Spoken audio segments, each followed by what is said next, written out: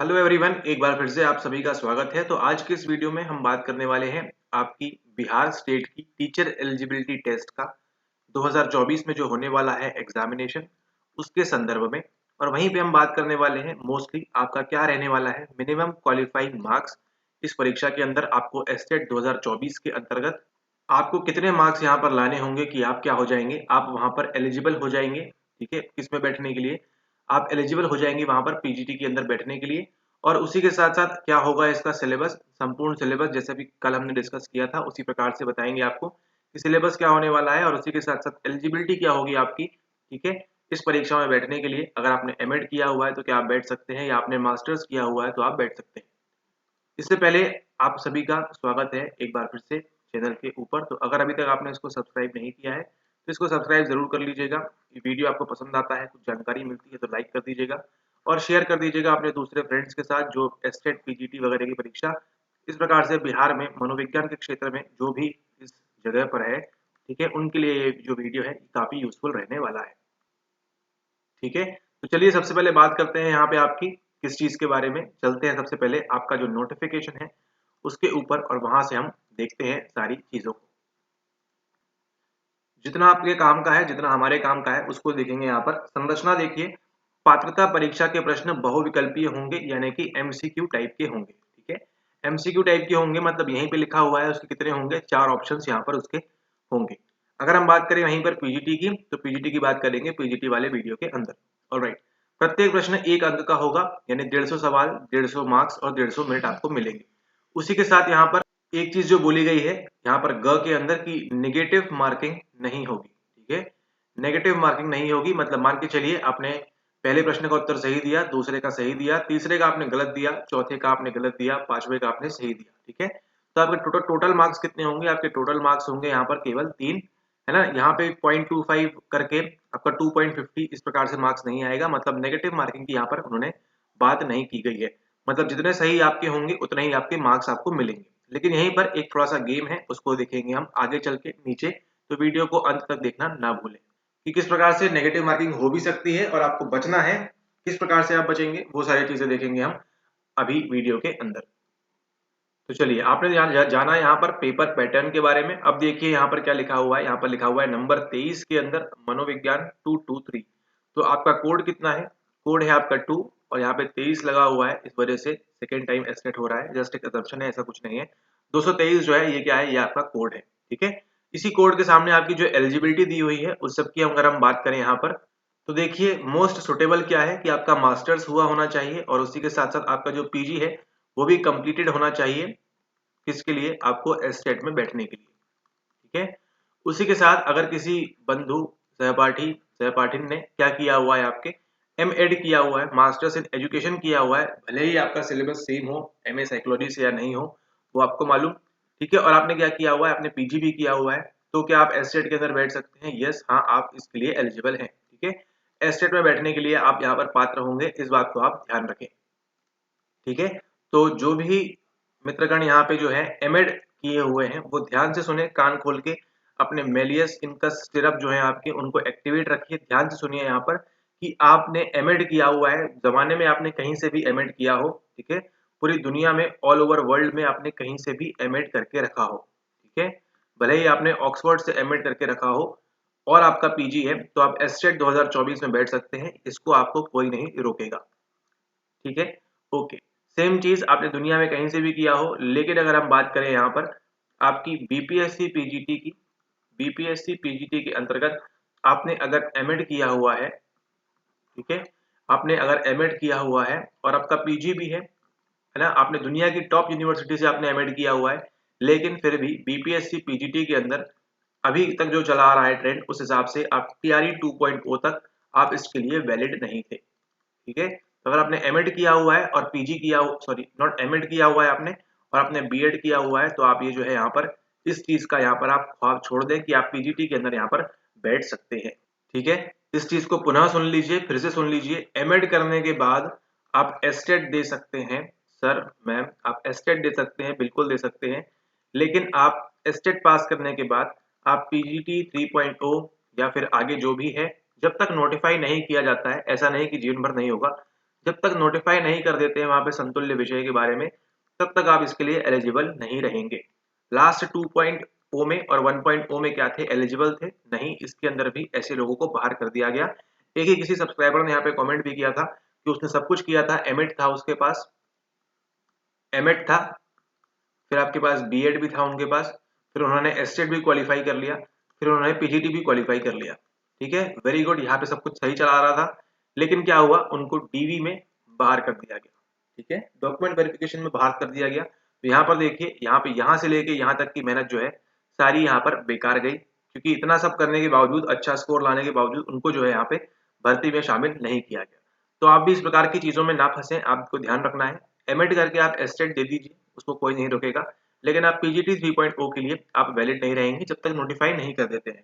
हो सकता है 3.0 में नोटिफाई कर दिया जाए और हो सकता है नहीं भी किया जाए, लेकिन जो आइडियली अभी 2 बार से हो रहा है कि उनको क्या डिमांड है, उनकी डिमांड है कि जो बच्चा है हमारा उसके पास पीजी होना चाहिए, किसके अंदर, पीजी होना चाहिए उसके मनोविज्ञान के अंदर। ठीक है, मनोविज्ञान के अंदर उसका पीजी होना चाहिए। ठीक है, भले ही मान लीजिए चलिए ये आपका सिलेबस है 1 2 3 4 5, ठीक है, और यहाँ भी 1 2 3 4 5, ठीक है, मान के चलिए ये आपका मास्टर्स इन साइकोलॉजी है और ये आपका एमएड है। ठीक है, मान के चलिए सब कुछ सिलेबस वगैरह सब कुछ सेम है। ठीक है, जैसा लोग कहते हैं कि हमारा सब कुछ वही पढ़ा है, 2 साल हमने वही पढ़ रहे हैं, 2 साल साइकोलॉजी वही पढ़ रहे हैं, लेकिन वो चीज डिफरेंसेस होती हैं, ये आप शायद थोड़ा सा नहीं समझ पाते हैं। ठीक है, चलिए मान के चलिए कि आपका सब कुछ सेम है, सब कुछ सिमिलर है, लेकिन जब आपकी डिग्री आएगी, जब आपकी मार्कशीट आएगी, तब उस पे क्या लिखा रहेगा, तब उस पे यहाँ पे लिखा रहेगा एमए इन साइकोलॉजी और यहाँ पे लिखा रहेगा एमएड। ठीक है, मास्टर्स इन एजुकेशन। तो यहाँ पर देखिए, ये जो प्रूफ है इससे मतलब है किसको, बीपीएससी को। बीपीएससी को किससे मतलब है, ये जो प्रूफ है इससे मतलब है। ठीक है, उनको क्या चलेगा, उनको चलेगा ये वाला एमए इन साइकोलॉजी, ये नहीं चलेगा। भले ही आपने सब कुछ पढ़ा हो, सब कुछ सिमिलर हो आपकी चीजें, ठीक है, यहाँ पर सारी कुछ चीजें सेम है, लेकिन पीजीटी के अंदर यहाँ पर नहीं चलेगा, कहाँ पे, बीपीएससी के लिए। ठीक है, अलग स्टेट्स में चल जाता है, लेकिन बीपीएससी के लिए, बिहार के लिए इनको नहीं चलेगा। तो इस बात को आप स्मरण में रखें, इस बात को आप ध्यान में रखें। तो मान लीजिए अगर आगे जाके आपको पीजीटी वगैरह की परीक्षा देनी है, तो अभी आपके पास समय है। अभी जो सेशन स्टार्ट होगा 2024 का, उसमें आप क्या कर सकते हैं, उसमें आप जो है पीजी के लिए अप्लाई कर दीजिए। ठीक है, आप पीजी इन साइकोलॉजी के लिए अप्लाई कर दीजिए। 26 आते आते आपका पीजी कंप्लीट हो जाएगा, तो 26 के एंड में या फिर 27 के शुरुआत में, जिस प्रकार से अभी हो रहा है, ये जो परीक्षा होगी तब आप इसके अंदर बैठ सकते हैं।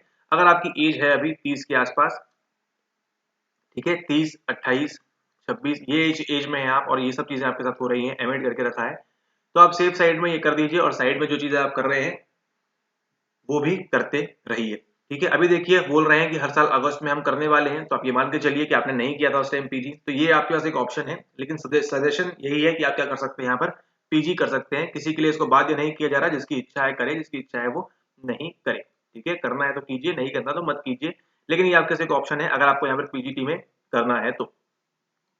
और अगर आप नहीं करना चाहते हैं तो मत करिए, लेकिन आप बीपीएससी पीजीटी के अंदर आप नहीं बैठ सकते हैं जब तक आपको नोटिफाई नहीं कर दिया जाए। ठीक है, और कैसे मालूम पड़ेगा नोटिफाई हुआ या नहीं, आप हमारी ही वीडियोस देखते रहिए, फॉलो करते रहिए। सब्सक्राइब तो अभी तक आपने कर ही लिया होगा, तो उसको भी कर लीजिए, और टेलीग्राम ग्रुप पे भी आप यहाँ पर जो है आप सर्च करेंगे टेलीग्राम के ऊपर इस नाम को, तो आपको वो ग्रुप दिख जाएगा। ठीक है, 30-35 मेंबर है वहां पर, तो उसको आपको दिख जाएगा वहां पर, एंड उसको आप यहाँ पर ज्वाइन कर सकते हैं। ठीक है, ऑल राइट, तो ये तो बात कर ली हमने किसके बारे में, अभी तक हमने बात कर ली आपके पेपर पैटर्न के बारे में, उसी के साथ साथ हमने बात कर ली यहाँ पे आपकी एलिजिबिलिटी के बारे में। ठीक है, अब हम बात करते हैं यहाँ पे मुख्यतः आपकी वो जो है, कई लोगों को डाउट है यहाँ पे कट ऑफ के संबंध में, तो उस कट ऑफ के संबंध में देखते हैं आपके ऑफिशियली नोटिफिकेशन में क्या दिया हुआ है। लेकिन उससे पूर्व जरा हम देखें यहाँ पे आपका जो पाठ्यक्रम है, जो सिलेबस है, उसके बारे में। पेपर 2 के बारे में दिया है, उच्च माध्यमिक के तहत आने वाले विषयों के लिए राज्य के विश्वविद्यालयों में लागू स्नातक प्रतिष्ठा स्तरीय पाठ्यक्रम, यानी कि आपका जो बैचलर्स है, बैचलर में आपके ऑनर्स लेवल तक की आपकी चीजें पूछी जाएंगी इसके अंदर, यहाँ पे आपको ध्यान देना है। ठीक है, ओके, तो अब यहाँ पर देखिए सिलेबस, अगर आप में से किसी के पास हो तो यहाँ पे आप जो है हमारे व्हाट्सएप के ऊपर आप जो है यहाँ पर इसको शेयर कर सकते हैं। अगर आपके पास किसी राज्य के विश्वविद्यालयों में, यानी कि आपके बिहार स्टेट में कोई यूनिवर्सिटी में अगर आपके ये लागू है, तो इसको आप यहाँ पर भेज सकते हैं, ताकि सभी को यहाँ मालूम पड़ सके कि आपकी जो है स्नातक स्तर पे है ना, कोई अगर आपका भाई बहन दोस्त सखा बंधु मित्रगण जो भी है आपके, अगर वो पढ़ रहे हैं स्नातक स्तर पर किसी राज्य में, ठीक है, तो वहां से आप उनसे पूछ लीजिए कि आपके ऑनर्स लेवल तक की क्या पढ़ाई होने वाली है, ठीक है। उस हिसाब से जो सिलेबस है उसको आप सेंड कर सकते हैं, या फिर आप उस अकॉर्डिंगली भी आप उसको पढ़ सकते हैं, ठीक है। इसका आपको यहाँ पर ध्यान रखना है। तो ये करेगा आपका कंप्लीट सिलेबस यहाँ पे, ठीक है। तो ये आपका सिलेबस रहने वाला है इस एस्टेट के लिए। और अगर आप पीवाईक्यूज वगैरह फॉलो कर रहे हैं, वहां भी हमने कल डिस्कस किया था सिलेबस के बारे में, क्या चीजें पूछ रहे हैं क्या नहीं पूछ रहे हैं, उसको भी वहां पर आपको ध्यान रखना है, ठीक है। लास्ट टाइम कंप्लीट सिलेबस दिया हुआ था पूरा 15 यूनिट्स का, उसमें से कुछ भी नहीं पूछा गया, खाली नाम मात्र की चीजें वहां से पूछी गई थी, ठीक है। उसको भी आगे डील कर लेंगे किसी वीडियो के अंदर, ठीक है। ओके, तो ये था आपका सिलेबस पैटर्न। आपको मालूम है पेपर का कैसे रहने वाला है, 100 यहाँ रहेंगे, 50 यहाँ रहेंगे, 150 मिनट मिलेंगे आपको, 2.5 घंटे, और आपका सीबीटी मोड के अंदर होने वाला है। चलिए अब बात करते हैं यहाँ पे आपके साथ क्या होने वाला है। आपकी देखिए यहाँ पर एज दी हुई है, तो इस एज में जो आप फिट बैठते हैं उसके अकॉर्डिंग आप जो है यहाँ पर देखें कि यहाँ पर क्या क्या दिया हुआ है, ठीक है। 37 वर्ष है, 40 वर्ष है, 40, ठीक है। और दिनांक क्या बोल रहे हैं, 1/8/2024 को अधिकतम आयु सीमा, ठीक है। कहाँ बोल रहे हैं, दिनांक 1/8/2024 को, यानी कि 1 अगस्त को। तो ये इंडिकेशन भी यहाँ पे तैयारी किसके लिए करना चाह रहे हैं आपसे, ये बीपीएससी पीजीटी के लिए, क्योंकि पीजीटी का जो एग्जाम है वो आपका अगस्त में होने वाला है, ठीक है। तो 1 तारीख अगस्त में आपकी अधिकतम आयु कितनी होनी चाहिए, इतनी होनी चाहिए। तो आप देख लीजिएगा इसको अपने अकॉर्डिंगली, ठीक है। और इस प्रकार से आपको हिडन चीजों को ढूंढना होता है। Welcome to psycho professor. All right, तो यहाँ पे देखिए आपको, देखिए ये जो दिया हुआ है ये है उत्तीर्णांक, ठीक है। उत्तीर्ण कब होंगे आप, उसको ध्यान देना है। सामान्य प्रशासन विभाग के संकल्प कोई मतलब नहीं है इससे। यहाँ देखिए अगर आप सामान्य वर्ग से हैं, अगर आप अनरिजर्व कैटेगरी से हैं, तो आपके लिए कितना है यहाँ पे, आपके लिए 50% अंक आपको लाने होंगे, ठीक है। 50% नहीं बोल रहे हैं, 50% अंक बोल रहे हैं, यानी कि 150 अंक टोटल होने वाले हैं। उसका 50% कितना होता है उसको निकाल लीजिए, है ना। और उसको निकालने के बाद कितना आएगा आपका, 75 आएगा, ठीक है। तो अगर आप अनरिजर्व कैटेगरी से हैं तो आपको कितने लाने हैं, आपको 75 मार्क्स लाने हैं, ठीक है। इस बात को आप ध्यान रखें। वही अगर आप पिछड़ा वर्ग से हैं तो आपको लाने हैं 45.5% अंक, ठीक है। अब ये जो अंक हैं आप इसको स्वयं निकाल लीजिएगा, ठीक है। अगर आपको ये निकालते नहीं आ रहा तो आपको पीजीटी में आपके होने की संभावना बिल्कुल भी नहीं है, अगर आपको ये निकालते नहीं आता है तो, ठीक है। और अगर ये निकालते आता है खुद से आपको तो बहुत अच्छी बात है, निकालिए और नीचे कमेंट भी करिए ताकि दूसरों को भी मालूम पड़े, ठीक है। 45.5% अंक किसके लिए दिया है, पिछड़ा वर्ग के लिए दिया है। अत्यंत पिछड़ा वर्ग के लिए दिया है 42.5, 3% और यहाँ पे डाउन है। फिर अनुसूचित जाति जनजाति के लिए 40%, अगेन 40% एंड अगेन 40% यहाँ पर महिलाओं के लिए, ठीक है। तो फीमेल्स कैंडिडेट्स हैं उनको कितने लाने हैं, केवल 60 मार्क्स लाने हैं। फीमेल्स को कितने लाने हैं, केवल 60 मार्क्स लाने हैं, यहाँ पे ध्यान दीजिएगा, ठीक है। यानी कि 150 में से अगर किसी महिला के 60 आ गए तो उनका काम बन जाएगा यहाँ पे, ठीक है। प्रोवाइडेड वो महिला जो है वो बिहार की हो, ठीक है। बिहार का वहाँ पे ध्यान रखना है आपको कि बिहार की महिला होनी चाहिए ये, क्योंकि लास्ट टाइम देखा गया था कि मे बी किसी के अगर 65 भी आए थे महिला में, 64 भी आए थे तो उनका नहीं हुआ था, 75 आने के बावजूद लोगों का नहीं हुआ है, शायद वो ऐसा ही कुछ केस था, ठीक है। अगर आपका हुआ है और आपके 75 से कम है और 60 के बीच में है तो आप नीचे यहाँ पे बता सकते हैं ताकि दूसरे लोगों को भी जानकारी मिले, ठीक है, कि कितने मार्क्स एग्जैक्टली लाने होते हैं। लेकिन यहाँ पे दिया हुआ है महिला के लिए 40%, तो बिहार की जो महिलाएं हैं वो तो सेफ हैं, उनको 60 के ऊपर में हो जाएगा। लेकिन आपको क्या बताया गया है, आपको बताया गया है आपको रहना है 75 का टारगेट, ठीक है। 75 कम से कम आपके आने चाहिए, तो आप अपने आप को सेफ मानिए, क्योंकि यहाँ पर जो है नीचे जो चीज आपको बताने वाले हैं वो पूरा जो है खेला आपका बिगाड़ सकती है, ठीक है। इसलिए आपको एम बड़ा रखना है, 75 का एम रखना है, इस बात को आप ध्यान रखें, इस बात को आप संज्ञान में लें, ठीक है। ये मत सोचिए 60 आ गया 62 आ गए हमारे तो हमारा हो जाएगा, नहीं, आपको दिक्कत का सामना करना पड़ सकता है, ठीक है। और वो कैसे दिक्कत आएगी वो बताते हैं अभी आपको आगे। तो इसको आप स्क्रीनशॉट ले लें, इसको आप नोट कर लें, परसेंटेज निकाल लें अपना कितना लाना है। लेकिन जैसा कि आपको कल भी बताया था, अगर आपको सबसे सेफ खेलना है तो आप ये ध्यान रखिए आपको 75 टारगेट रखना होगा, नो मैटर आप किसी भी कैटेगरी से आते हो, आपकी कोई भी कैटेगरी हो, 75 के ऊपर लाना आपका प्रथम लक्ष्य होना चाहिए, ठीक है। अगर आप इस पेपर में 75 के ऊपर ले आते हैं तो आपके पीजीटी में काफी अच्छे चांसेस होने वाले हैं, ठीक है। ये बात भी आप समझ लीजिए। एस्टेट के अंदर जितना अच्छा परफॉर्मेंस होगा आपका, उतना ही उससे डबल अच्छा परफॉर्मेंस कहाँ होगा आपका, पीजीटी के अंदर होगा, ठीक है। इसलिए आपके लिए लेके आए हैं estate plus PGT combo course, ठीक है। थोड़ा सा प्रमोशन कर देते हैं, ठीक है। इसका आपको ध्यान रखना है 75 मार्क्स आपको लाने हैं, 75 के ऊपर ही लाने हैं, 80-90 मार्क्स लेके आइए। लास्ट टाइम भी लोगों ने 100 110 नंबर, 90 95 ऐसे नंबर लाए थे, आपके भी यहाँ पर आ सकते हैं प्रोवाइडेड आपने अच्छे से पढ़ाई की हो, ठीक है।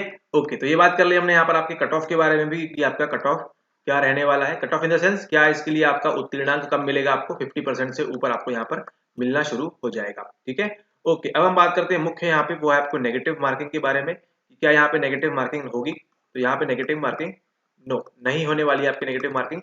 लेकिन आपको जो ध्यान देना है एक बात यहाँ पर, वो देखते हैं क्या, वो है आपकी नॉर्मलाइजेशन। ठीक है, आपको बच के रहना होगा इस चीज से, नॉर्मलाइजेशन से। वो क्यों? क्योंकि यहाँ पर देखिए जितना भी आप सही करेंगे और जितना आप गलत करेंगे वो चीजें यहाँ पर आपको मैटर कर जाएंगी। चलिए यहाँ देखते हैं आपके ऑफिशियल डॉक्यूमेंटेशन में यहाँ पर क्या लिखा हुआ है। यहाँ पर देखिए 10 नंबर में, ध्यान से सुनिएगा क्या बोल रहे हैं यहाँ पर, आराम से सुनिएगा। नॉर्मलाइजेशन यहाँ बात हो गई है। क में लिखा है कंप्यूटर बेस्ड टेस्ट, सीबीटी, विधि से आयोजित की जाने वाली प्रतियोगिता परीक्षाएं जिनमें अभ्यर्थियों की संख्या अपेक्षाकृत ज्यादा होती है, ठीक है, का आयोजन एक से अधिक पालियों, सिटिंग तिथियों में किया जाता है। यानी कि लास्ट टाइम देखा गया था कई बच्चों का एग्जाम 13 को था, कई बच्चों का 14 को था, कई जगह 15 का था। ठीक है, तो इस चीज का आपको ध्यान रखना है। अलग अलग पाली में लास्ट टाइम हुआ था, इस टाइम भी चांसेस है कि आपका सीबीटी मोड में हर जगह एक ही तारीख को ना होके, एक ही सिटिंग में ना होके अलग अलग सिटिंग में हो सकता है। अब ध्यान दीजिएगा आगे, क्योंकि लास्ट टाइम इसी वजह से कुछ लोग जो थे क्या हो गए थे, वहां पर डिस्क्वालीफाइड हो गए थे। ऐसी परीक्षाओं में सामान्यतः अलग अलग पारियों में प्रश्न पत्रों के अलग अलग कठिनाई स्तर होने के कारण इन परीक्षाओं का परीक्षाफल तैयार करने के पूर्व नॉर्मलाइजेशन की विधि अपनाई जाती है, ताकि किसी विशेष पाली के अभ्यर्थियों को कोई लाभ या हानि ना हो। इसलिए इस परीक्षा में भी नॉर्मलाइजेशन विधि अपनाकर परीक्षाफल प्रकाशित किया जाएगा। ठीक है, तो यहाँ पे क्या अप्लाई करने वाले हैं, वो नॉर्मलाइजेशन का, सामान्यकरण का, यहाँ पर जो है, यहाँ पर वो नॉट सामान्यकरण, आपका जो यहाँ देखिए हिंदी में भी यही लिखा हुआ है। ठीक है, तो आपको अंग्रेजी और हिंदी दोनों बननी चाहिए।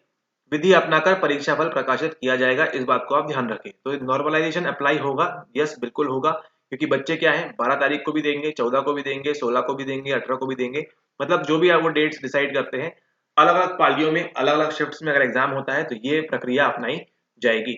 अगला देखिए क्या लिखा है यहाँ पे, कि प्रक्रिया के उपरांत अभ्यर्थी का जो भी नॉर्मलाइज्ड स्कोर होगा वही अभ्यर्थी का प्राप्तांक होगा। उदाहरण भी दिया है, अभ्यर्थियों की उत्तीर्णता अथवा अनुत्तीर्णता का निर्धारण इसी प्राप्तांक यानी कि नॉर्मलाइज्ड स्कोर जो आपका होगा के आधार पर कंडिका संख्या 7 में दिए गए उत्तीर्णांक प्रतिशत के अनुसार होगा। यानी कि ऊपर जो 50% दिया हुआ था उसकी बात हो रही है यहाँ पर, ना कि रॉ स्कोर सही प्रश्नोत्तर के आधार पर प्राप्त अंक के आधार पर। यहाँ पर देखिए उदाहरण भी दिया है कि मान के चलिए आपके कितने आ रहे हैं, आपके 76 आ रहे हैं आपके, ठीक है, आपके एग्जाम में देख के आए आपने 76 आया आपका, लेकिन इसके बाद क्या हुआ, आपका स्कोर कितना हो गया 74.90, तब क्या घोषित होंगे आप, तब यहाँ पर अनुत्तीर्ण यहाँ पर घोषित होंगे।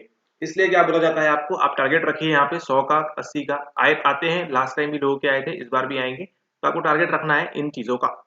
ठीक है, अगर आप 60-65 ऐसा टारगेट लेके रख रहे हैं कि मैं अपनी कैटेगरी में बस पास कर लूं, कर लूंगी, कर लूंगा, तो आप बड़ी दिक्कत में आ जाएंगे अगर ये लागू हो गया तो। लास्ट टाइम भी कई लोगों के क्या हुआ था, किसी के 75 आ रहे थे, लेकिन होने के बाद जब आया तो 69 पे वो आ गए। ठीक है, तो ऐसे में क्या हो जाएंगे, वो आप एस्टेट से एलिमिनेट हो जाएंगे, इसलिए आपको बच के रहना है। फिर यहाँ देखिए मोस्ट आईएमपी चीज जो है आपकी, वो है पॉइंट नंबर घ, जिसको आपको ध्यान रखना है। क्या लिखा है, यद्यपि की परीक्षा में गलत उत्तर हेतु नेगेटिव मार्किंग का प्रावधान नहीं है, किंतु किंतु लेकिन परंतु नॉर्मलाइजेशन की प्रक्रिया में अपेक्षाकृत अधिक प्रश्नों के गलत उत्तर दिए जाने की स्थिति में नॉर्मलाइजेशन स्कोर में ऋणात्मक प्रभाव आ सकता है। ठीक है, ये जो है आपको ध्यान रखना है हमेशा जब भी आप ये एस्टेट की परीक्षा दे रहे हैं तो। ठीक है, एस्टेट अगर आप दे रहे हैं आपको ध्यान रखना है, क्या नहीं करना है आपको, अपेक्षाकृत अधिक प्रश्नों के गलत उत्तर दिए जाने की स्थिति में, ठीक है, क्या आएगा, ऋणात्मक प्रभाव यानी कि नेगेटिव इफेक्ट पड़ सकता है आपके स्कोर के ऊपर। एक चीज आपको ध्यान रखनी है, वो क्या है, रिलेटिवली, जो लर्निंग की डेफिनेशन है हर जगह काम आएगी आपकी। लर्निंग क्या है, रिलेटिवली परमानेंट है या नहीं, नीचे कमेंट में बता दीजिएगा। अपेक्षाकृत बोल रहे हैं, ठीक है, अपेक्षाकृत बोल रहे हैं, इस चीज को आप यहाँ पर ध्यान दीजिएगा। ठीक है, ओके, तो ये क्या करेगा, आपके नेगेटिव इफेक्ट डालेगा किसके ऊपर, आपके स्कोर के ऊपर। मान के चलिए एक लड़का है ए, वो बैठा है कितने पे, वो बैठा है 90 पे। यहीं पे एक लड़की है बी, वो भी बैठी है कितने पे, वो भी बैठी है 90 पे। ठीक है, ये क्या आ रहा है उनका, ये आ रहा है पहला वाला स्कोर, ठीक है, यानी कि रॉ स्कोर ये आ रहा है। लेकिन जब इनका क्या हुआ, जब इनका नॉर्मलाइजेशन हुआ तो इसका स्कोर कितना आ गया, इसका स्कोर आ गया यहाँ पर 72। ठीक है, और ये भाई साहब क्या होगा, यहाँ पे एस्टेट फेल हो गए। ठीक है, दोनों ही अनरिजर्व कैटेगरी की बात कर रहे हैं, और इनका आया कितना, इनका आया सेम चीज हुई, इनका आया कितना, इनका आया यहाँ पर 76। ये मैम जो है यहाँ पे क्या हो गई, ये जो मैम है यहाँ पे पास हो गई। ठीक है, अब यहाँ देखिए, और इन दोनों का पेपर क्या था, एक ही शिफ्ट में था, ये दोनों साथ में ही बैठे थे। ठीक है, साथ में बैठे थे इन द सेंस एक ही तारीख को एक ही दिन इन्होंने एग्जाम दिया था। इनका क्या हुआ, नॉर्मलाइजेशन यहाँ पर अप्लाई हुआ, लेकिन यहाँ देखिए ये इतना ज्यादा नीचे गिर गए, यहाँ पे डिफरेंस इतना ज्यादा आ गया और यहाँ पे डिफरेंस थोड़ा सा यहाँ पर कम आया है, या मे भी हो सकता है यहाँ पे 84 भी हो सकता है, यहाँ पे कुछ भी हो सकता है। अब यहाँ पे ध्यान दीजिएगा, ये जो डिफरेंस आ रहा है, ये जो डिफरेंस आ रहा है, ये क्यों आएगा, ये आएगा, ये इसलिए आएगा कि नंबर ऑफ रॉन्ग आंसर्स। ठीक है, जितने आप लोग गलत उत्तर देंगे वो भी प्रभाव डालेगा आपके स्कोर के ऊपर। ठीक है, इस बात का आपको ध्यान रखना है, यानी कि एक कैंडिडेट जो था उसने ज्यादा यहाँ पे गलत आंसर के उत्तर टिक करके रखे थे एज कंपेयर टू ये जो बी वाला कैंडिडेट था इसके द्वारा। ठीक है, आपको आई होप पिक्चर क्लियर होगी। आपको क्या करना ही करना है, आपको अगर कोई प्रश्न नहीं आ रहा है तो उसके रॉन्ग आंसर्स मार्क करके नहीं आना है। ठीक है, और अगर आप करेंगे तो उसका प्रभाव किसके ऊपर पड़ेगा, आपके स्कोर के ऊपर प्रभाव पड़ेगा।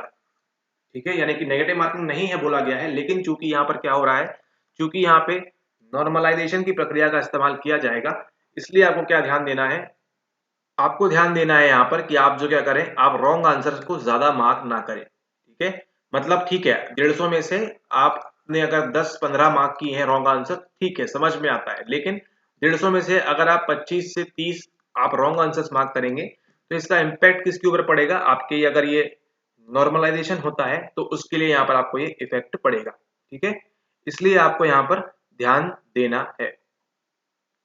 ऑलराइट, तो इतने ज्यादा रॉन्ग आंसर ना करें आप, इसको ध्यान रखें, समझदारी पूर्वक कुछ बन रहा है तो वहां पे करें। ठीक है, आपसे सब कुछ बनेगा अगर आपने अच्छे से पढ़ के रखा है तो, साइकोलॉजी की हम विशेष तौर पे बात कर रहे हैं तो। ठीक है, तो यहाँ पे आपको ध्यान देना है कि नॉर्मलाइजेशन जो है वो यहाँ पर लागू होगा, लागू हो सकता है, इसके लिए आप तैयार रहें यहाँ पर। ठीक है, और नेगेटिव मार्किंग नहीं है, लेकिन आप क्या करें, रॉन्ग आंसर करने से आप ज्यादा से ज्यादा बचेंगे। ठीक है, तो आई होप अगर आपने ये वीडियो नहीं देखी होती तो शायद आप जो है रॉन्ग आंसर ज्यादा मार्क करते एंड देन अगेन आपको एस्टेट 24 के अंदर ये चीज भुगतनी पड़ सकती थी।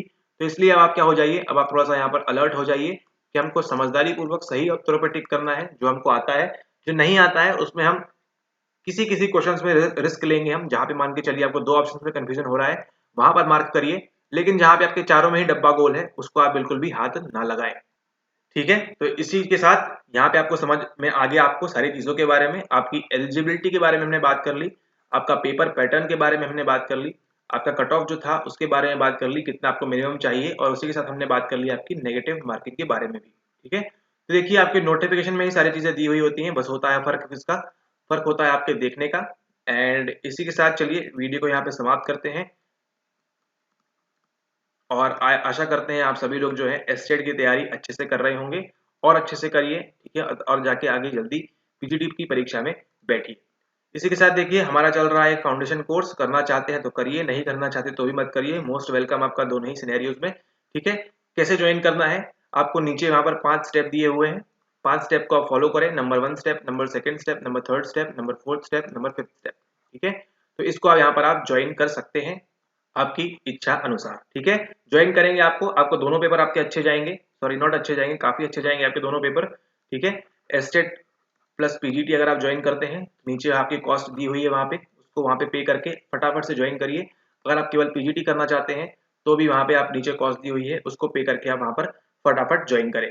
ठीक है, प्राइस जो है इससे ज्यादा और इंक्रीज ना हो, उससे बचने के लिए आप जो है तुरंत की तुरंत इसको ज्वाइन कर लें, आगे जाके डेफिनेटली इसकी जो फीस है वो इंक्रीज होगी, इसके लिए अगर आप उससे बचना चाहते हैं तो आप इसको फटाक से ज्वाइन कर सकते हैं, अगर आपका थोड़ा भी मन है तो। नहीं करना है मत करिए, सेल्फ स्टडी करिए, पहले ही बताया हुआ है, अच्छे से करेंगे तो हो जाएगा, लेकिन अगर अच्छे से नहीं कर सकते हैं तो आपके लिए इंपॉर्टेंट हो जाता है।